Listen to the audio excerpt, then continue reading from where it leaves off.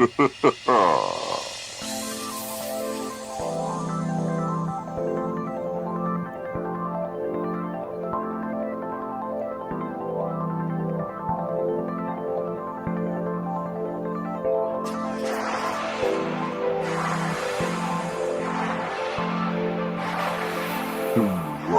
Fool TV.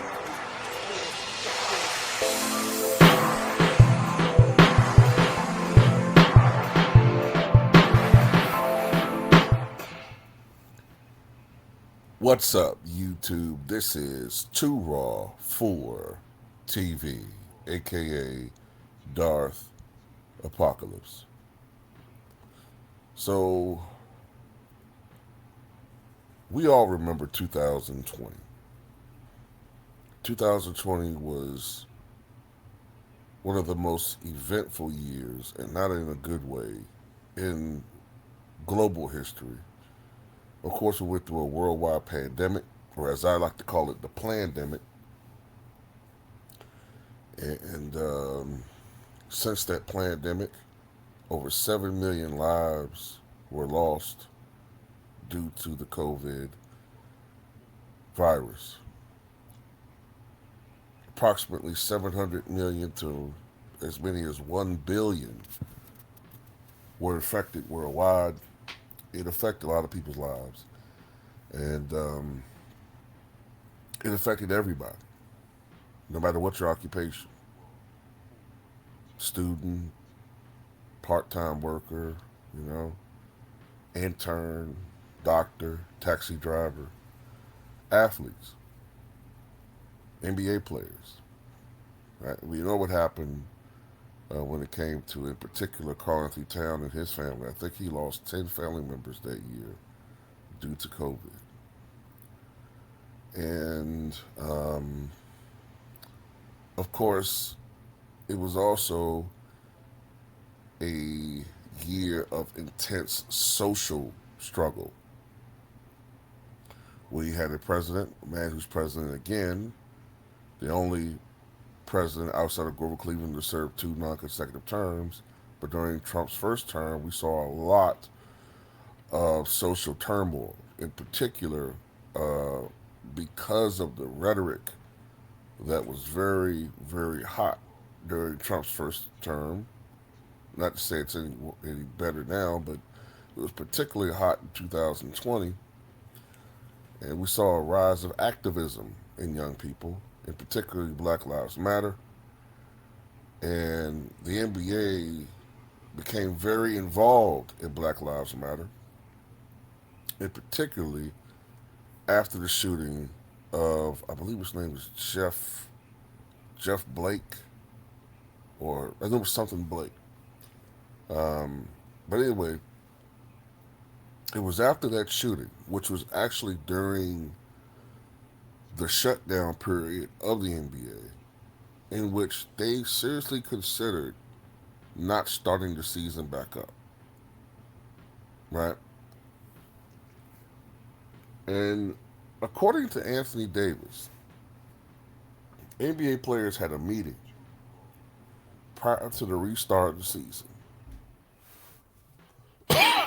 in which they thought about keeping the shutdown going on, and apparently LeBron James overrode everybody with his vote. No matter what the other NBA players thought, LeBron saying that he wanted to go on with the season, despite the wishes of other players, is ultimately what led to the restart of the season, which I believe started in August. So anyway, here's Anthony Davis. We actually had a meeting, and guys was like, what y'all want to do? Y'all want to shut this shit down? And everybody was looking at fucking LeBron. So we all in the room. CJ's hosting the damn meeting, and they like, what y'all want to do? So you got every team in this room, and once they said, all right, everybody vote, we're gonna let y'all talk to y'all team for about 10 minutes, and we'll come back in We'll say everybody say what y'all want to do. Majority, that's what we doing. When I say, nobody discussed. All motherfuckers did was look to us like, whoa. Hey, what the Lakers doing, man? What you doing, Six? Facts. That's real. So we get on a call with like our people, like well his team, and they like, man, look, should be a good look for the league. Like y'all gotta stay, like y'all have to stay. But the NBA was like, we'll do these certain things to make sure that we taking care of the things that y'all are fighting so hard for inside the bubble. Mm-hmm. Right. All right, cool. Ron say we stand.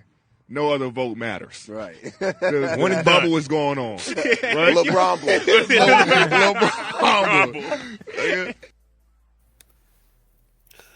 So there you go. And it wasn't Blake actually.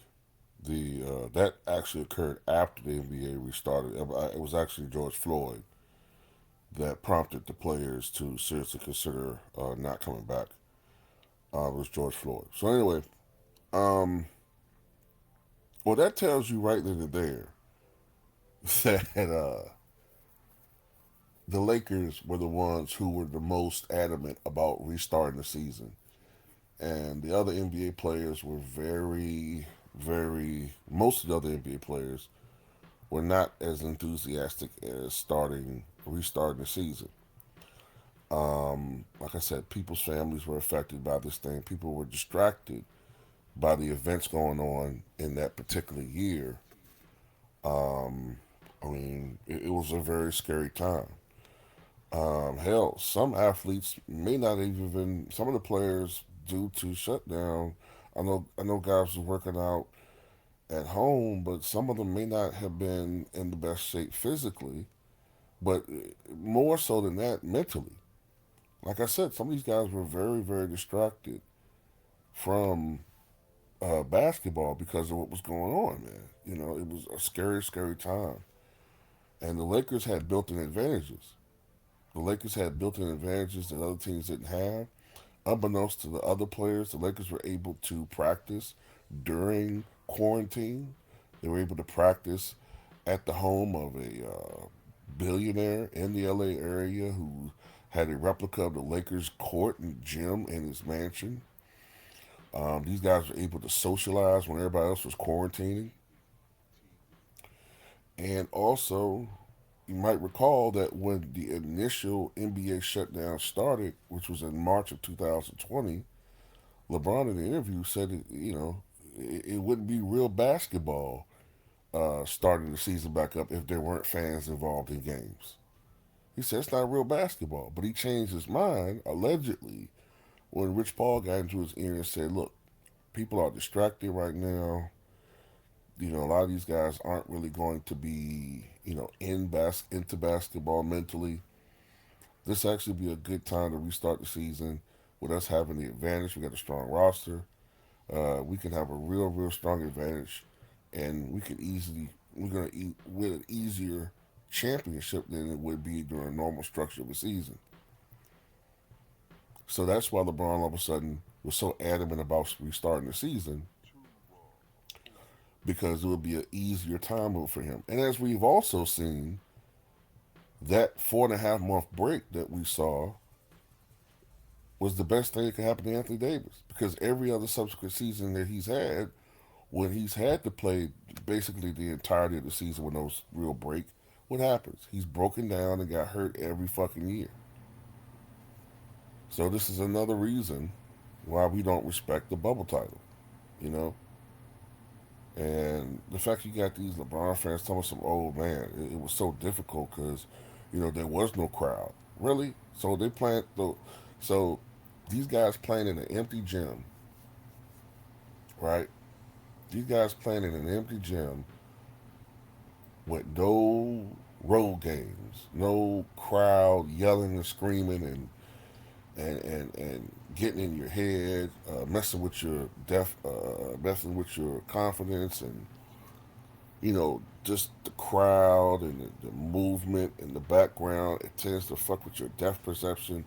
That's why everybody was shooting such a high percent. Why the fuck do people think that these players were shooting such a high percentage in the bubble. You had dudes like Rajon Rondo, who's not even a good 3 point shooter. All of a sudden, he's shooting like Ray Allen from outside because it was essentially shooting in an empty gym. It's bullshit. It was the easiest title ever. That's why people don't respect that shit. There were no road games. The only teams that were really hyped up for that shit, to be honest with you, were the Lakers and the Heat.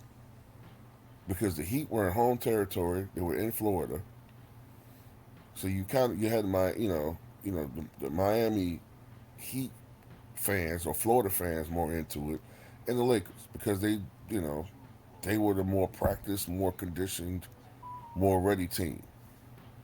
But anyway, that's all I got to say about it, man. Tell me what you guys think.